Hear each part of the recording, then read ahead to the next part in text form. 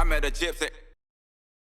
How to switch gears a little bit, how has the whole e-bikes changed the industry? Because from the moto perspective, we are about to go through the biggest change since fucking probably bikes. Like really, in my opinion, like some people are like, 2-stroke and 4-stroke. I'm like, no, fuck, the same thing. You're just adding a couple extra fucking hits to the piston.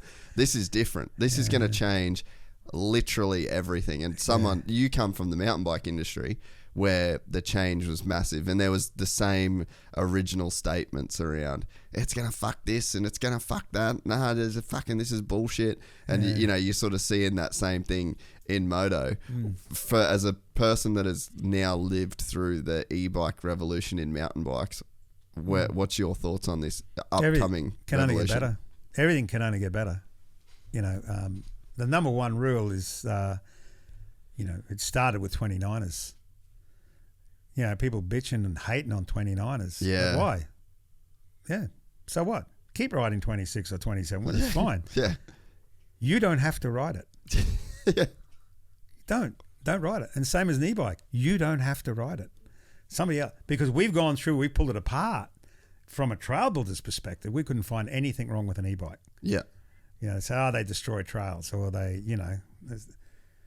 it's no use going through that whole thing because it's all bullshit. Mind you, when you ride e-bikes, you don't ride with somebody that hasn't got an e-bike because they're rude and they're noisy. They'll talk when you're going up the hill. Well, you talk to them, they don't answer back. You're going up a hill, you're trying to have a conversation, they're just arrogant, they just won't talk back to you. And all of a sudden you're climbing a hill and they're making these grunting sounds and everything. No. Look, it doesn't matter if you ride an e-bike or a non-e-bike, and it's just the same thing with the motorbike. It's not really it's going to change the industry.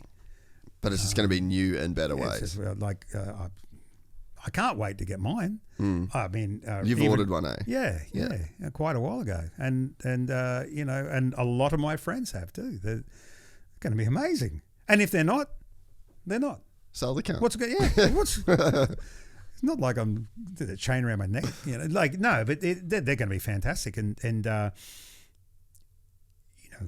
again, we identified it many years ago that you could have a supercross in a shopping centre or at you know what I mean, because there's no noise. Yeah. The only thing is, you have to deal with the dust. If you had a supercross in the middle of town at 10:30 at night, or in suburbia, at 10:30 at night, nobody's going to complain about the noise like AC. We've got Reedy Creek here on the Gold Coast, and it was shut down due to noise.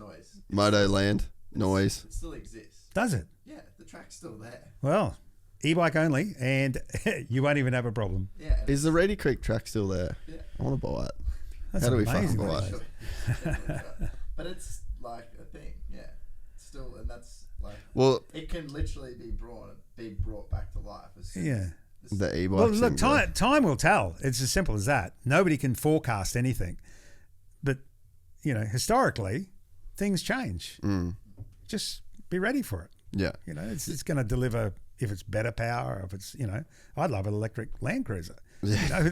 It'd be so many different things. Applications, and e-bikes are fine on, mountain bikes. But yeah, you could, I think the bad thing, the really, really bad thing about electric motorcycles is that,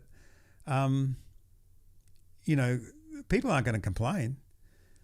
You hear 3 2-strokes go past your house and they're going up into the scrub. Somebody's on the phone, goes, their motorbike's up there. Nobody's going to hear a thing.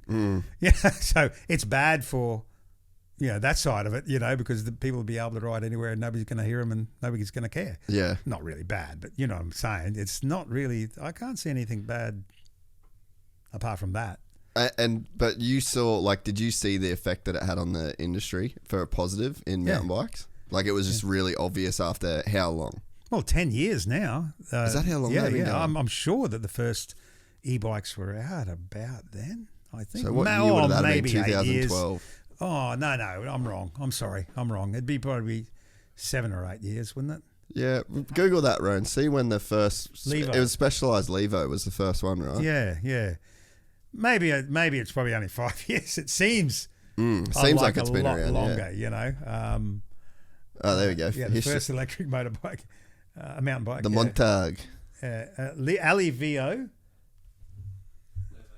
First MTB first specialized Levo. Yeah. What year did they come out?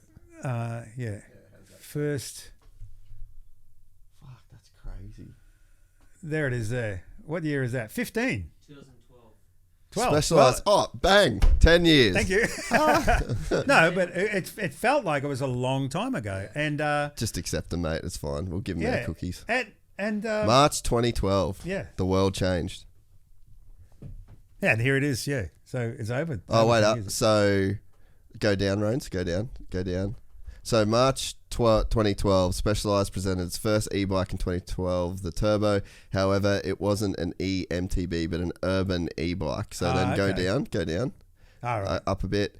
On 15. July 5, 2015, so you're only a couple of years out, Yeah. the mountain bike world was brought to a halt. It was the day Specialized presented the first Turbo Levo, the day when the heads of bike engineers around the world really started wearing into action.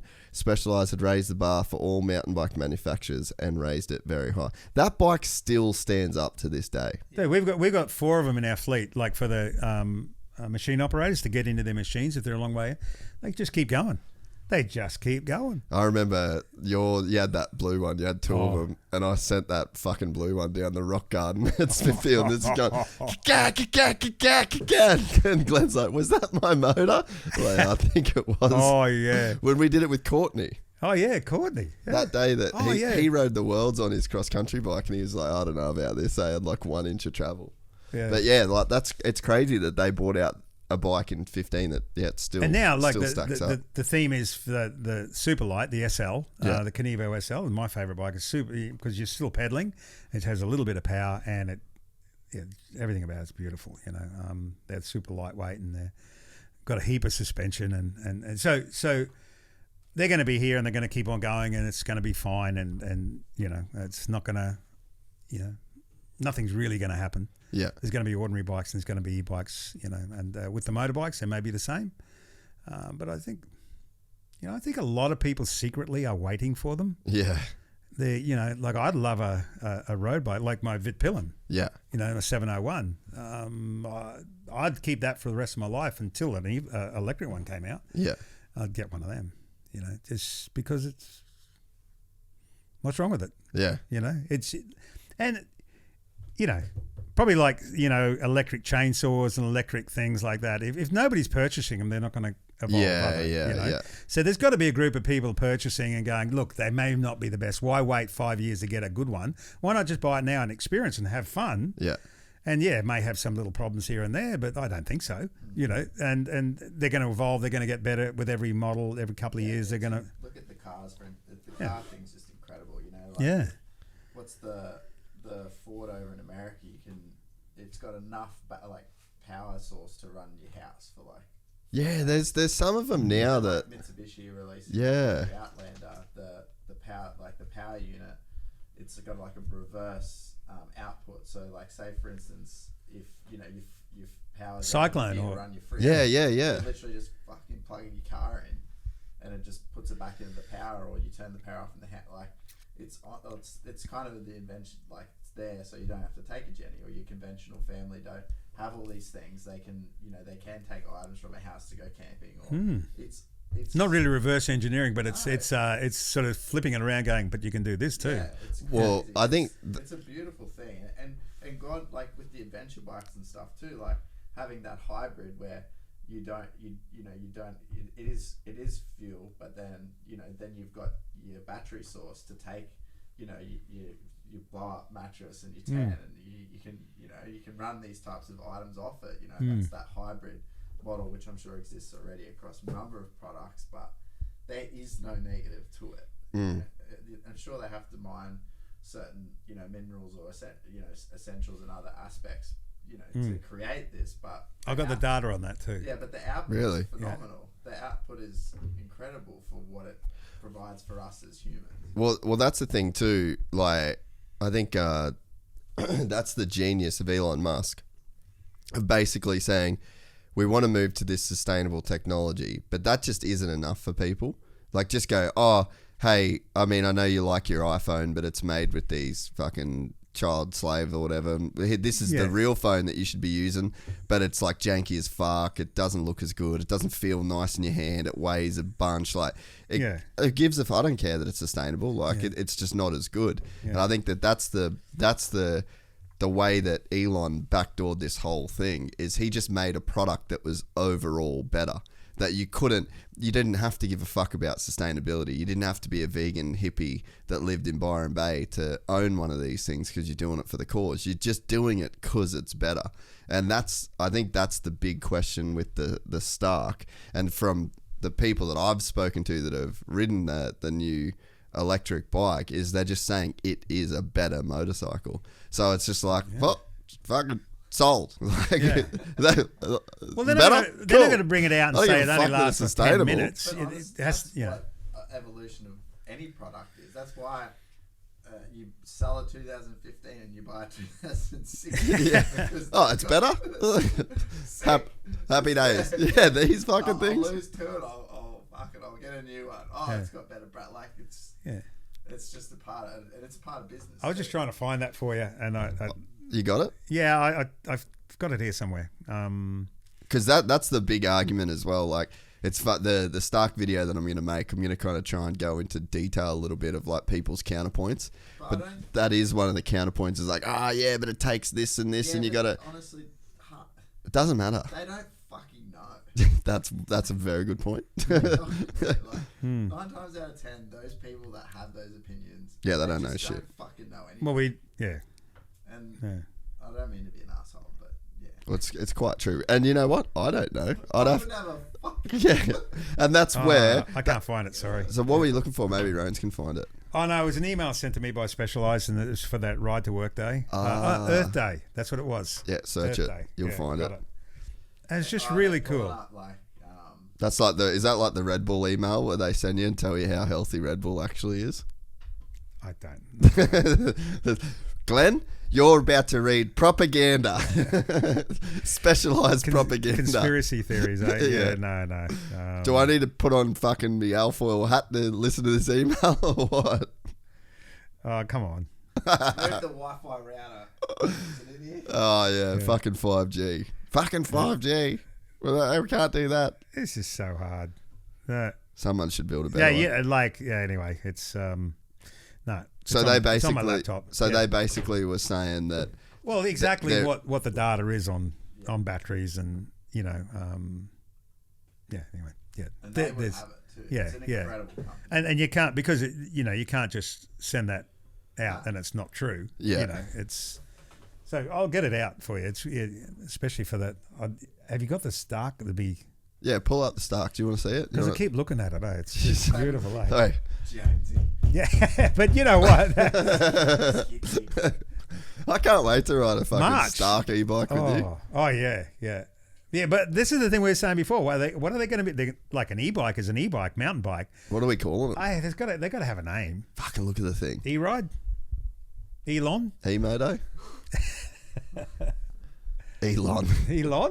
No. See that is beautiful. Yeah, that is, and that he's done the exact same thing. They've gone, okay, here's a dirt bike. How do we just make it way better? And we also have this electric sustainability narrative that we want to push, but here's just this better motorcycle. And like, I look at it from a fucking vet rider point of view that wants all the coolest shit. And it's like even the triple clamps are like it's like aftermarket triple clamps. Yeah, and then they've built the foot pegs are like the lightest foot pegs that have ever been made. And they've just gone to like a crazy extent to make a really good motorcycle. And I think that's what it takes. And I think that like Alta, you remember the Alta motorcycle? Yeah. So they went broke. I mean, well, Harley bought them and then I think that they just kind of chopped them out sort of at the knees kind of thing. But they didn't necessarily build a better motorcycle. They built an electric motorcycle.